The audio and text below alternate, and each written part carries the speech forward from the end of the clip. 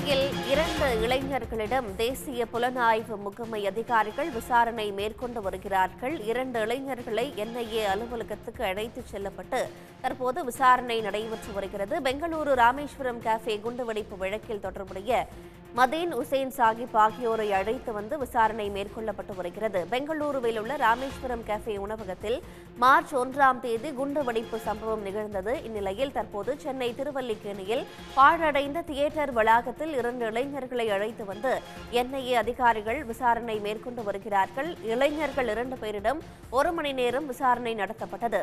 விசாரணை நடத்திய அதிகாரிகள் 2 இளைஞர்களையும் என்ஐஏ அலுவலகத்துக்கு அழைத்து சென்றிருக்கிறார்கள்.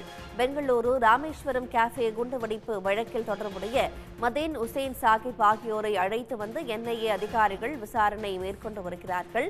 பெங்களூருவில் உள்ள ராமேஸ்வரம் கேஃபே உணவகத்தில் மார்ச் 1ஆம் தேதி நடந்த குண்டுவெடிப்பு சம்பவம் நாடு முழுவதும் அதிர்வலைகளை ஏற்படுத்தியது. இந்நிலையில் தற்போது என்ஐஏ அதிகாரிகள் சென்னையை சேர்ந்த இளைஞர்களிடம் விசாரணை மேற்கொண்டு வருகிறார்கள். மேலதிக விவரங்களுடன் செய்தியாளர் செந்தில் இணைகிறார். செந்தில், தற்போது விசாரணைக்காக என்ஐஏ அதிகாரிகள் அழைத்துச் செல்லப்பட்ட அந்த 2 இளைஞர்கள் யார்? அவர்களிடம் என்ன விதமான விசாரணை மேற்கொள்ளப்பட்டது? பெங்களூரு ராமேஸ்வரம் கஃபே என்ற உணவகத்தில் கடந்த மார்ச் 1ஆம் தேதி நடந்த குண்டுவெடிப்பு தொடர்பாக மதீன் என்ற இளைஞரை தற்போது சென்னை திருவல்லிக்கேணியில் உள்ள ஒரு பழைய பாழடைந்த தியேட்டர் வளாகத்தில் வைத்து கிட்டத்தட்ட 1 மணி நேரத்துக்கு மேலாக என்ஐஏ அதிகாரிகள் விசாரணை நடத்திவிட்டு தற்போது அழைத்து சென்றிருக்கிறார்கள். பெங்களூரு ராமேஸ்வரம் கஃபேவில் கடந்த மார்ச் 1ஆம் தேதி பயங்கர சத்தத்துடன் குண்டு வெடித்தது. நாடு முழுவதும் இது பெரும் அதிர்வலைகளையும் பரபரப்பையும் ஏற்படுத்தியது.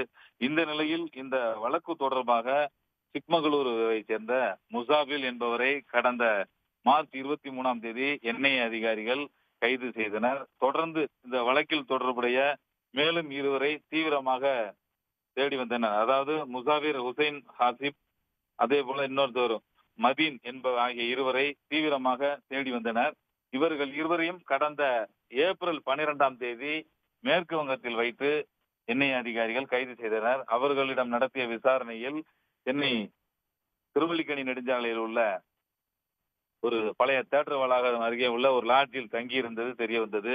அந்த லாட்ஜிலும் விசாரணை நடத்திய அதிகாரிகள் அந்த லாட்ஜுக்கு அருகில் உள்ள பாழடைந்த தியேட்டரிலும் மதீனை அழைத்து சென்று கிட்டத்தட்ட 1 மணி நேரத்துக்கும் மேலாக விசாரணை நடத்தியிருக்கிறார்கள். அந்த பாழடைந்த கட்டிடத்தில் ஏதாவது வெடிபொருட்கள் பதுக்கி வைத்திருந்தார்களா, வேறு இங்கு திருவல்லிக்கேணியில் என்னென்ன இடங்களில் கூடி சதித்திட்டத்தை தீட்டினார்கள் என்பது தொடர்பாக கர்நாடக பதிவன் போன்ற வண்டியில் வந்த என்ஐஏ அதிகாரிகள் கிட்டத்தட்ட 1 மணி நேரம் விசாரணை நடத்திவிட்டு தற்போது மதீனை அழைத்து சென்றிருக்கிறார்கள்.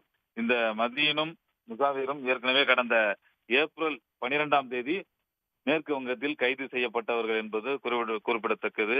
அவர்கள் சென்னையில் எங்கெங்கெல்லாம் தங்கியிருந்தார்கள் என்பது தொடர்பாக தற்போது தீவிர விசாரணையானது நடைபெற்று வருகிறது. இதுவரை இந்த வழக்கில் 3 பேர் கைது செய்யப்பட்டிருப்பதாக என்ஐஏ அதிகாரிகள் தெரிவித்திருக்கிறார்கள். மேலதிக விவரங்களுக்கு நன்றி செந்தில். உடனுக்குடன் செய்திகளை தெரிந்து கொள்ள சன் நியூஸ் பெல் ஐகானை கிளிக் பண்ணுங்க.